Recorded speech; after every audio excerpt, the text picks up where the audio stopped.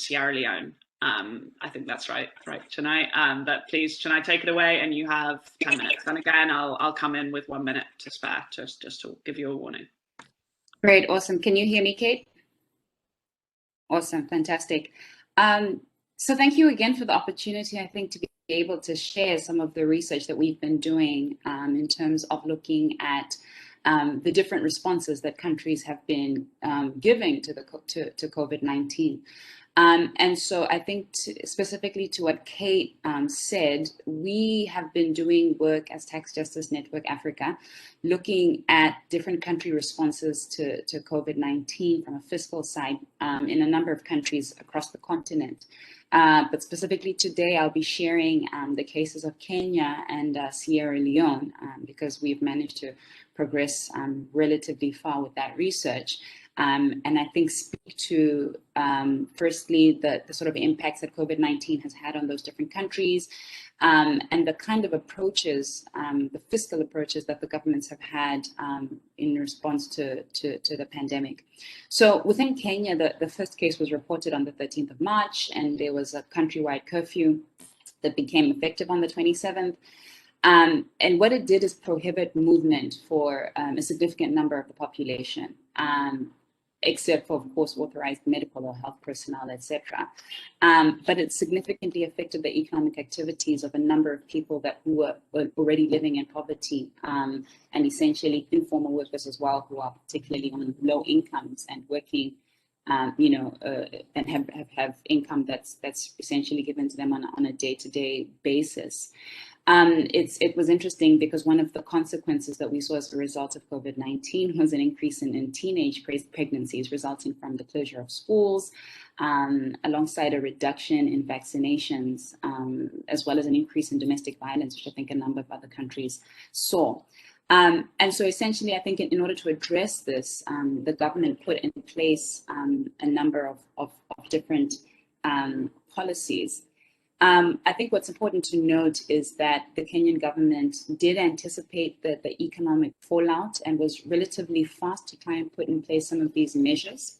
Although sort of the movement lockdown measures weren't as strict as other countries such as South Africa, they were put in place quite quickly, although restricted, I think, to two specific cities, Nairobi and Mombasa. I think to give a bit of context, 83% of the Kenyan population is in the informal sector. And so because of this, a total lockdown was almost impractical because of the effect it would have on livelihoods. And what we noticed was that, remittances from abroad kept a number of families, up and about and able to continue to operate.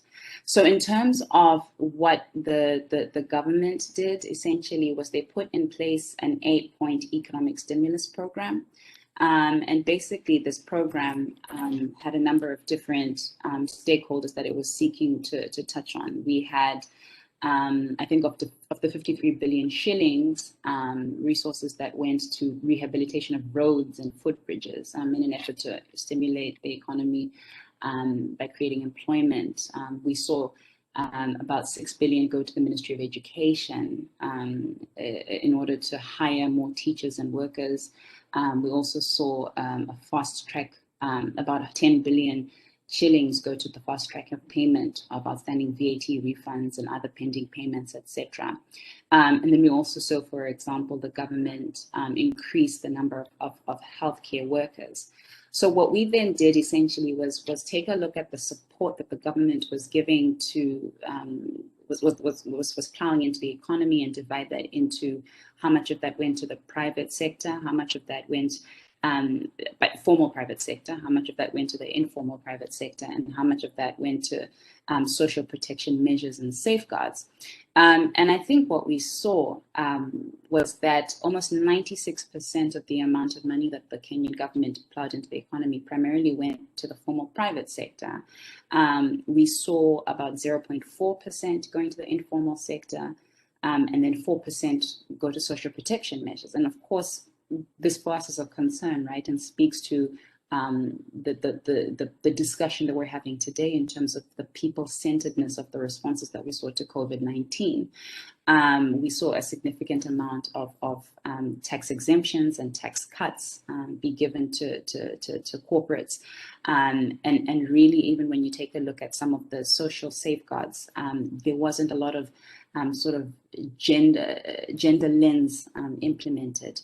There were, for example, some care-related measures where we saw subsidies and allowances, but we didn't see, for example, women being prioritized. And of course, I think it's well known now that women have been one of the most affected by COVID, both directly and indirectly. To quickly go to Sierra Leone. So the thing about Sierra Leone is because of the effect of the Ebola epidemic in 2014, the government was, of course, much more prompt in terms of taking actions. Here we saw the first case reported in March 2020. And immediately the government started to sensitize its citizens about the pandemic and encourage them to observe health protocols.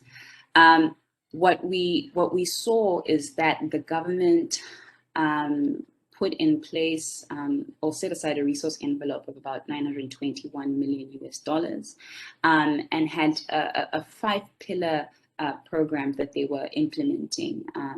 And so this pillar had, the pillars themselves, the first pillar was building and maintaining adequate stock of essential commodities at stable prices. And so there was a special credit facility that was provided by the bank to support the production, import, and importation of essential commodities.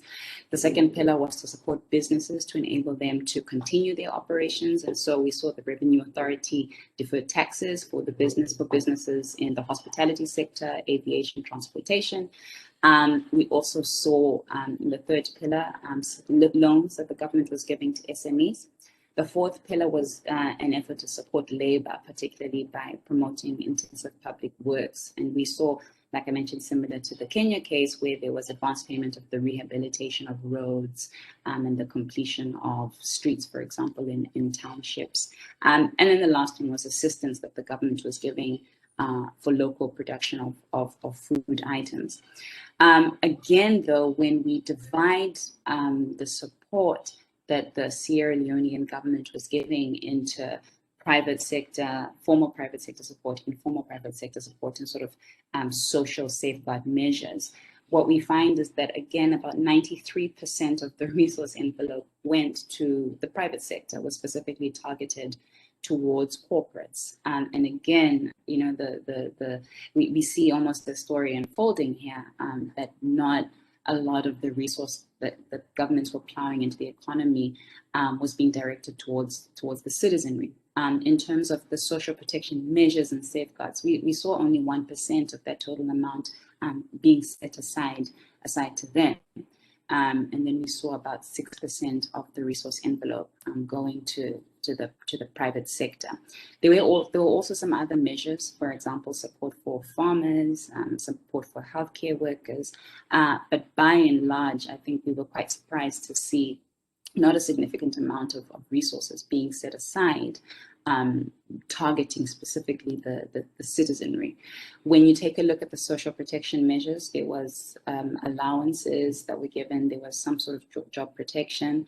But like I indicated, what we saw was that for the formal private sector, there was grants and subsidies at $1.43 million. We saw tax deferrals at about $10 million. We saw the granting of loans, we saw to large companies and then to SMEs about $400 million. For $400,000. When you take a look at it again from a gender lens, we didn't see that coming through in terms of the support that was, you know, given to the country, and so to the populace. And so again, it speaks to, you know, the issue of, you know, if you're not being intentional about addressing the challenges that women are facing, of course, we're going to see an exacerbation of the inequality. So, Kate, I'm going to be wrapping up now, just in case you're looking at your time. But basically, when you take a look at those two case studies that we've been looking at, we've got over 90% of the support that was given by the governments going to the formal private sector, and really paltry figures being given directly towards the citizenry, and even in that support that's being given to the citizenry, a lack of gender lens being used in order to ensure that we're protecting the most vulnerable and the most marginalized. Within the African context, poverty has a female face, and then of course in most African economies, the informal sector, like I mentioned, in Kenya, it's about 83%. That's a significant amount of the workforce, but very, very minimal figures going towards those. And so I think in terms of answering the broader question, right, is how people-centered were the approaches that these two governments take. And I think there's a huge question mark to that. And I think a discussion needing to be had. Back to you, Kate. Thank you so much, Chenai, and you kept perfectly to time and managed to convey